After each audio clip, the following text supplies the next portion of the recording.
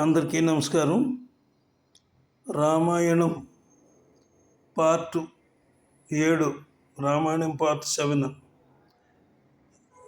Jamie Prem's YouTube ఛానల్కి స్వాగతం. ఇంతకు ముందు జరిగిన కథలో వాల్మీకి బ్రహ్మదేవుడికి సాక్షాత్కరించడం, బ్రహ్మదేవుడికి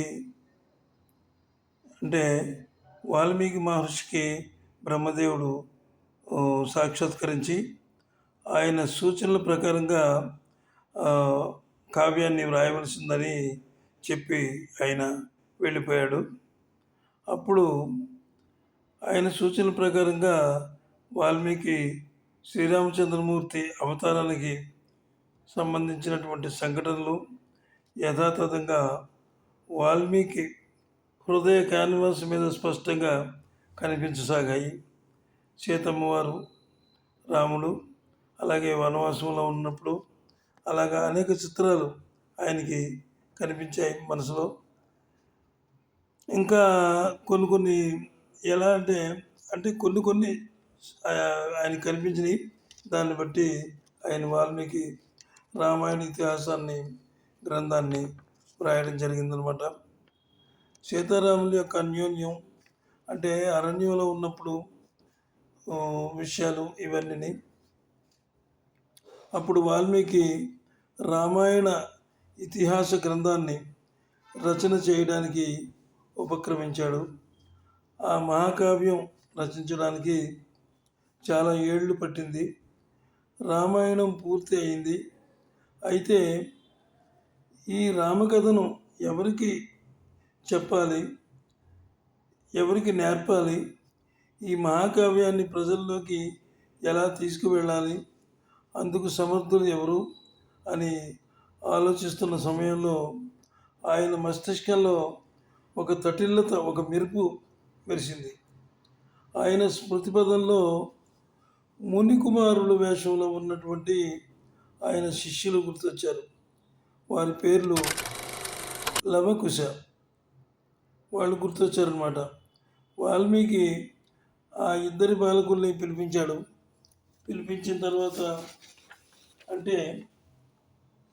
ఆయన వాళ్ళు వేదంగా చదువుకున్నారు.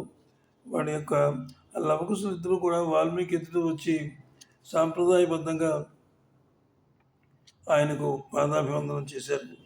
సీతాదేవి అరణ్యవాసంలో ఉండగా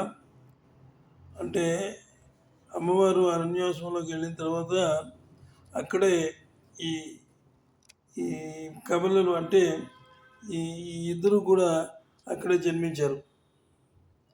ఎవరు? లవకుశులు ఇద్దరు కూడా అక్కడే జన్మించారు.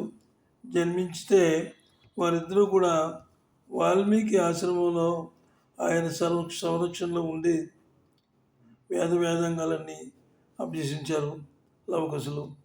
గురువు వాల్మీకి ఎడల ఎంతో గురుభక్తిని కలిగి ఉంటున్నారు. ఆయన శిష్యులందరిలోనూ ఈ బాలురు ఒక ప్రత్యేకమైనటువంటి మంచి నడవడికతో ఉండేవారు. ఆ ఆశ్రమంలో అందరినీ ఆకట్టుకునేవారు. వాల్మీకి లవకుశులను ఎంతో ప్రేమగా చూస్తూ ప్రత్యేకమైన ప్రేమాభిమానాలు, ఆదరణను చూపించేవాడు. అయితే రామాయణ మహాకావ్యంలోని ఈ విషయాలు లవకుశులకు అప్పచెప్పి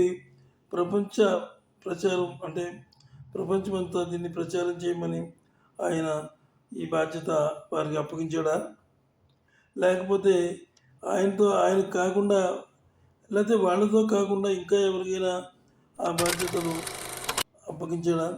ఈ రామాయణ మహాకావ్యాన్ని రాసిన తర్వాత ఇది ప్రాచుర్యంలోకి రావడానికి ఎవరికి అప్పచెప్పాడు, ఏమిటి అనేది మీకు తర్వాత ఎపిసోడ్లో వస్తుంది, ఎదురు చూడండి. అయితే ఇక్కడ వాల్మీకి మహర్షి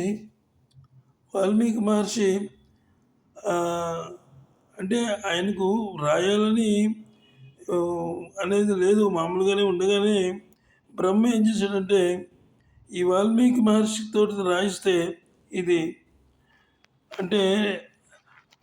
ఏనాడో అనుకున్నది, ఇది బ్రహ్మ సమక్షంలో ఏనాడో అనుకున్నది. ఇది పలానా ముందు ముందు ఎలాగొస్తుంది ఈ రామాయణ మహాకావ్యాన్ని ఈ వాల్మీకి చేత రాయించవచ్చు అని అప్పుడు నారద మహర్షి అలాగే ఆత్రి మహాముని వీళ్ళందరూ అరణ్యంలో ఉండగా అప్పుడే ఇది అయింది.